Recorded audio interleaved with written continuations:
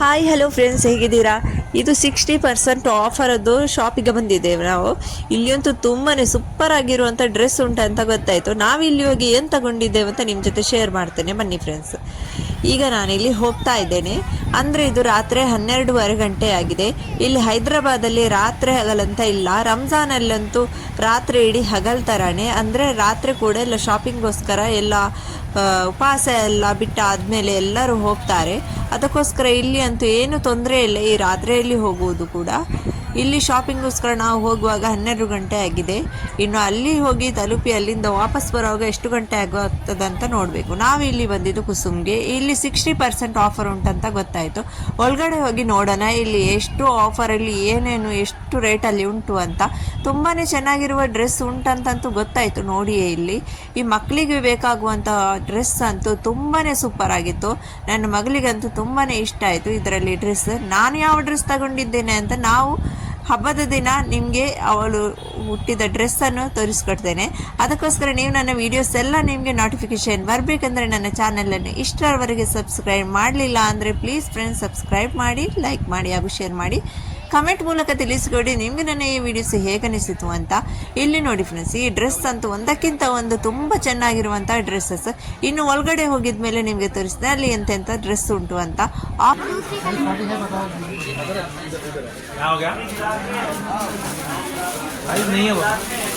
फुल्लू बताओ इसको। हाँ,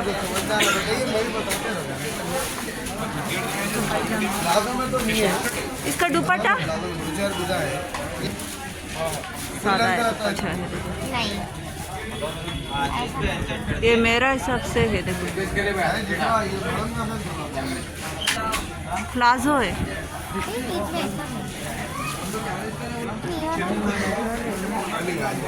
ये वाला ड्रेस अभी डिजाइन भी इसमें कलर है,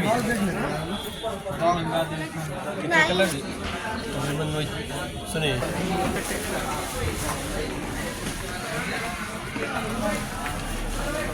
अच्छा दिख रहा नहीं है। इसका पायजामा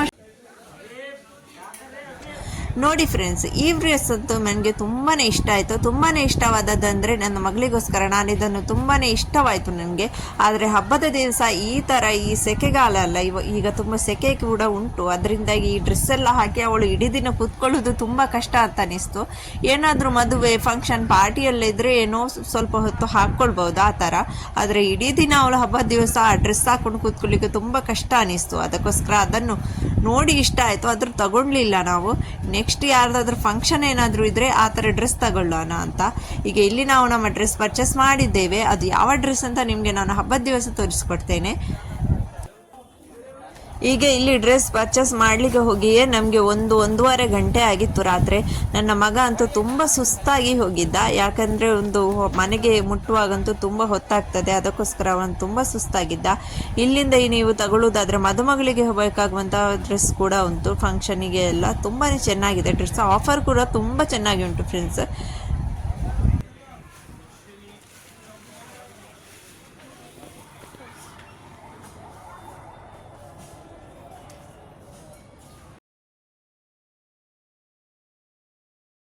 ಈಗ ನಮ್ಮದು ಶೈಮಲದ್ದು ನನ್ನ ಮಗಳದ್ದು ಶಾಪಿಂಗ್ ಮುಗಿದ ಮೇಲೆ ನಾವು ಅಲ್ಲಿಂದ ವಾಪಸ್ ಸೀದಾ ಈ ಮಾಲಿಂದ ಬಂದ್ವಿ.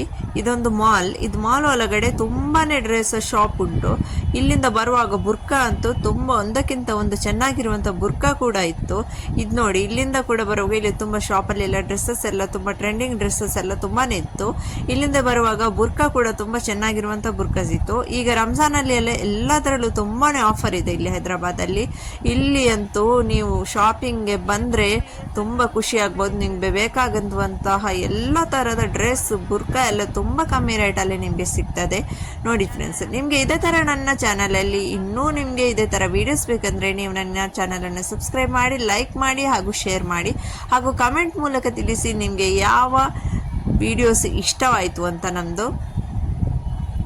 ಓಕೆ ಫ್ರೆಂಡ್ಸ್, ನಾನು ಇನ್ನೊಮ್ಮೆ ಸಿಗ್ತೇನೆ ನೆಕ್ಸ್ಟ್ ವಿಡಿಯೋದಲ್ಲಿ ನಿಮಗೆ. ಅಲ್ಲಿ ತನಕ ಟಾಟಾ ಬಾಯ್, ಟೇಕ್ ಕೇರ್.